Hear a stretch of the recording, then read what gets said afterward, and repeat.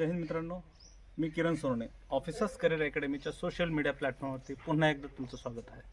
मी सांगितल्याप्रमाणे पुन्हा एकदा नवीन यशाची गाथा, परंपरा, ध्येय, चिकाटी आणि जिद्द याच्या जोरावर आज पुन्हा एक ऑफिसर्स करिअर अकॅडमीच्या एका विद्यार्थ्यांना इंडियन एअरफोर्सचा रिझल्ट काढलेला आहे. नुकताच काही दिवसात तो इंडियन एअरफोर्सला जॉईन होणार आहे. आज त्याच्या गावात आपण भेटायला आलो. बीड जिल्हा महाराष्ट्रातील दुर्गम भागामध्ये एक येतो. तिथून इंडियन डिफेन्सला जाण्यासाठी फार उत्साही मुलं नसतात. त्यातही एक मुलगा रणजित सोनवणे बीड जिल्ह्यातील आहे. फार कष्ट, मेहनत आणि जिद्दीच्या जोरावर आज तो इंडियन एअरफोर्सला जॉईन होतो आहे.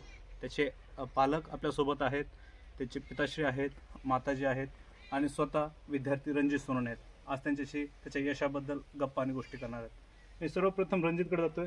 रणजित, मला सांग बळा, ज्यावेळेस तू इंडियन एअरफोर्सला जॉईन करायचं असं स्वप्न बघितलंस, त्यावेळेस तू ऑफिसर्स करिअर अकॅडमी जॉईन केलीस.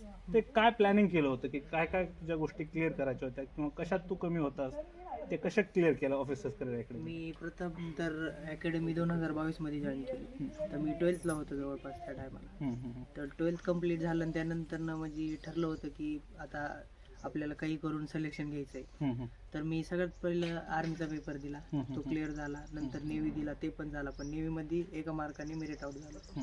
त्याच्यानंतर मग खूप पेपर दिले असे, जसं की नेव्ही झालं, SSCGD झालं.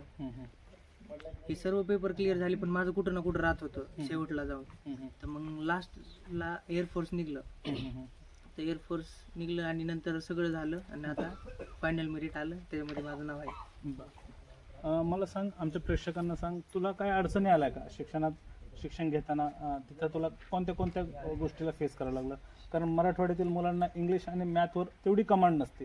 तुला अशी काय अडचण आली का? तिथं कोणी शिक्षकांनी तुला असं काय सहकार्य केलं? इंग्लिश तर माझं चांगलं होतं पहिल्यापासून, पण थोडं मॅथ्सला अडचण होती. तर तिथं मदत करायला कृष्णा सर होते आणि बाकी सगळं म्हणजे अभ्यास ते मेंटेन करण्यासाठी अभिषेक सर होते, किरण सर होते, ग्राउंडसाठी सचिन सर, निलेश सर होते. यांनी सगळ्यांनी मदत केली मला. Okay, good. अभिनंदन तुझं. तू केलेलं यश आणि तू केलेली मेहनत, त्याच्या जोरावर आज तू इंडियन एअरफोर्सला जातोयस. खूप खूप शुभेच्छा. मी रणजित सोनवणे यांच्या पप्पाकडे जातोय. सर, मला सर्वप्रथम तुमचं नाव आणि तुम्ही पेशाने काय करता हे सांगा.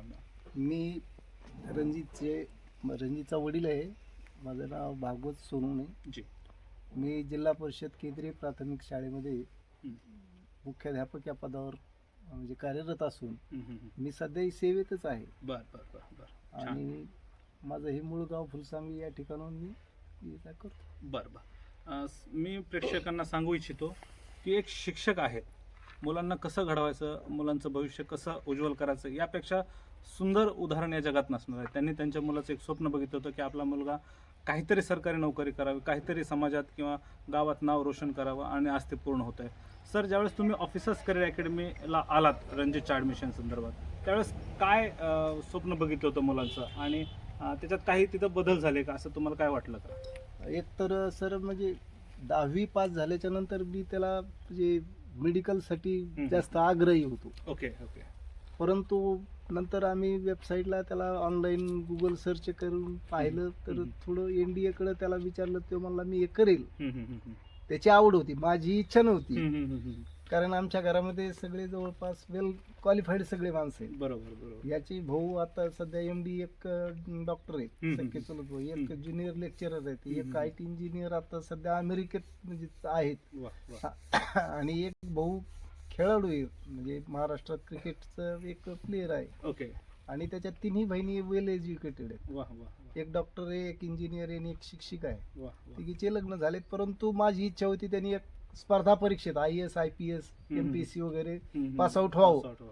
परंतु ही परीक्षा त्याच तोलामोलाची आम्हाला वाटली आणि निश्चितच म्हणजे त्याने ते करून दाखवलं. स्वप्न माझं वेगळं होतं, परंतु याच्यातही त्यांनी देशसेवासाठी स्वतःला झोकून दिलं. त्याचा आम्हाला रास्त अभिमान आणि सार्थ अभिमान वाटतो.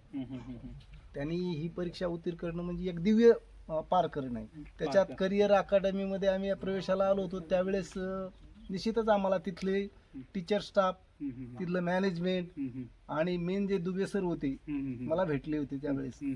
त्यांनी इतकं व्यवस्थित त्याचं म्हणजे ते सगळं मेडिकल वगैरे सगळं त्याच वेळेस चेकअप केलं की हे बसत नसला तर याला कशाला इथं ठेवायचं? बरोबर बरोबर बरोबर. आणि ते सगळे गुण ते मला सगळं आवडलं, त्या ठिकाणचं मॅनेजमेंट आवडलं, तिथला टीचर स्टाफ आवडला आणि त्यालाही आवडला. ओके. वास्तविक पाहता मला असं वाटलं होतं हे, कारण एनडीएचा क्रॅश कोर्स करणं म्हणजे सोपी गोष्ट सोपी गोष्ट नाही. बरोबर. हे जमल का, हे याला पेलल का, परंतु त्याने ते निश्चितच स्वतःच्या प्रयत्नाने, कष्टाने आणि तुमच्या मार्गदर्शनाने ते यशस्वी झालाय आज, त्याचा मला खूप अभिमान वाटतो. वा, आम्हालाही तेवढाच अभिमान आहे सर. तुमच्या मुलांना यश संपादन केलेलं आहे. मी शेवटला आईकडे जातो. आई म्हणजे मायेचं घर असतं, जे आपल्या मुलांना जीव लावते, लहानाचं मोठं करते. मॅम मला सांगा, मुलगा देशसेवेला जातोय, तुमच्यापासून लांब जातोय, तुम्हाला काय वाटतंय? त्यांनी जे यश मिळवलंय, त्यांनी जे स्वप्न पूर्ण केलं. माझ्या तिन्ही मुली शिकल्या, मुलांनी बी स्वप्न पूर्ण केलं, त्याचा अभिमान वाटतो आम्हाला. वा, हे अश्रूच सांगतायत. त्यांनी केलेलं त्याग, परिश्रम आणि मेहनतीच्या जोरावर आज त्यांचा मुलगा इंडियन एअरफोर्समध्ये जातोय. मी प्रेक्षकांना सांगू इच्छितो की रणजित फार गुणी मुलगा आहे. तो माझ्यासमोर आहे याचं आहे म्हणून नाही, पण त्याच्यात खरंच ते गुण आहेत. सन्मान देणं असन, इज्जत करणे असन, अभ्यास तर अभ्यास, खेळाडूवरती. कारण तो ज्या बॅकग्राऊंडमधून आला आहे, ज्या मातीतून आला, तिथंच तो त्याचे गुण दाखवतात. मी पुन्हा एकदा भेटणार आहे नवीन पालकांनाच अशीच यशस्वी नवीन गाथा घेऊन. मी सोनवणे परिवाराला पुन्हा एकदा शुभेच्छा देतो आणि भावी आयुष्यासाठी खूप खूप शुभेच्छा देतो. धन्यवाद.